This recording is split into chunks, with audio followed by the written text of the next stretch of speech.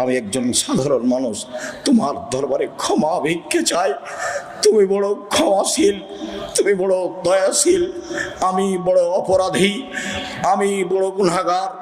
তোমার দরবারে ক্ষমা ভিক্ষে চাই, তোমার দরবারে তাকওয়া সম্মান ভিক্ষে চাই। তুমি কবুল করো, তুমি কবুল করলে কেউ ঠেকাতে পারে না। আল্লাহুম্মা লা মানি'a লিমা আতাইতা ওয়া লা মু'তি'a লিমা মানাতা। তুমি যা দিবে তা কেউ ঠেকাতে পারে না, তুমি যা দিবে না কেউ তা দিতে পারে না।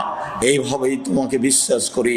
তোমার নবী মুহাম্মদ সাল্লাল্লাহু আলাইহি ওয়াসাল্লাম যেভাবে বলেছেন, সম্মানিত দিনী ভাই বোন, সদাচরণে সবচেয়ে দামি জান্নাত পাওয়া যায়।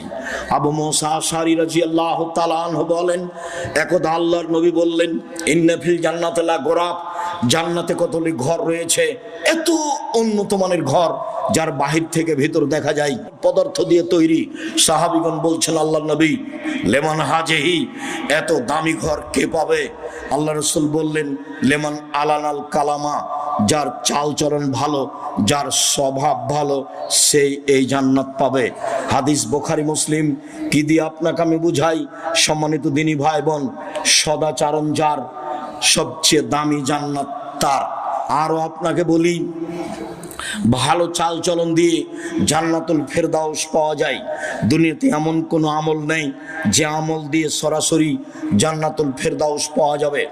8টি জান্নাতের 8টি দরজার সবচেয়ে দামি জান্নাত, সবচেয়ে দামি দরজা হচ্ছে জান্নাতুল ফেরদাউসের।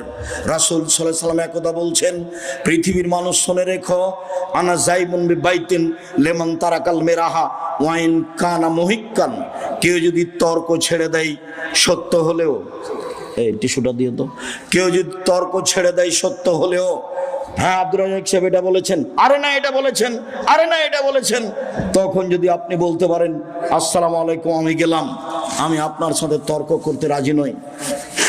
মুহাম্মদ সাল্লাল্লাহু আলাইহি সাল্লাম বলেন, যে ব্যক্তি সত্য হলেও তর্ক ছেড়ে দিবে, আমি মুহাম্মদ সাল্লাল্লাহু আলাইহি সাল্লাম তাকে একটা জান্নাতে ঘর নিয়ে দিব।